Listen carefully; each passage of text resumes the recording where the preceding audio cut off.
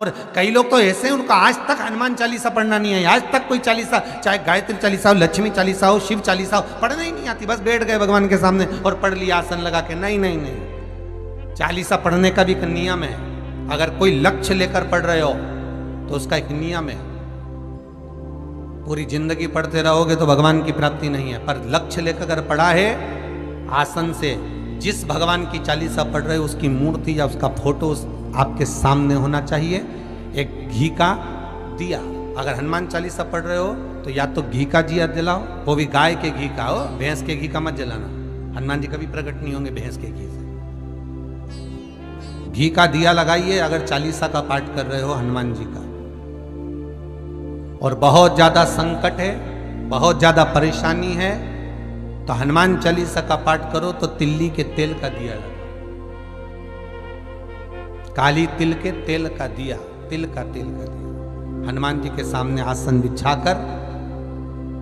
बहुत तकलीफ है तो 3 पाठ प्रतिदिन करो और एक आसन से जितने समय 9 बजे अगर आप बैठते हो पाठ करने तो 9 बजे ही बैठना है।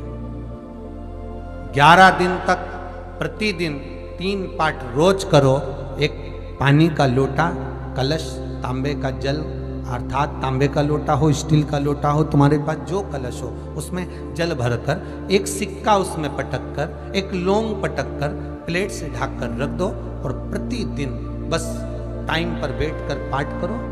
11 दिन पूर्ण होंगे, जिस कामना से आपने पाठ करा है बस वो सिक्का, वो लौंग कलश में से निकाल लो, जल का आचमन करो और जिस काम के लिए करा है वो जल उस प्रयोग में ले लो। उस प्रयोग, किसी से बात करने जाना है तो वो जल पी कर जाइए, कोई से हाथ मिलाना है तो वो सिक्का, वो लौंग अपने हाथ में रखिए, अपने साथ। राम जी महाराज जब गए, हनुमत चरित्र कहता, राम जी महाराज जब जाने लगे तो उन्होंने हनुमान जी से कहा कि तुम क्या चाहते हो? हनुमान जी बोले मेरे को जाना है, क्योंकि जहां राम वहां हनुमान। हनुमान जी जब कहने लगे कि मेरे को जाना है तो राम जी महाराज बोले नहीं नहीं हनुमान, तुझे सबसे ज्यादा प्रिय क्या है? तो कह राम।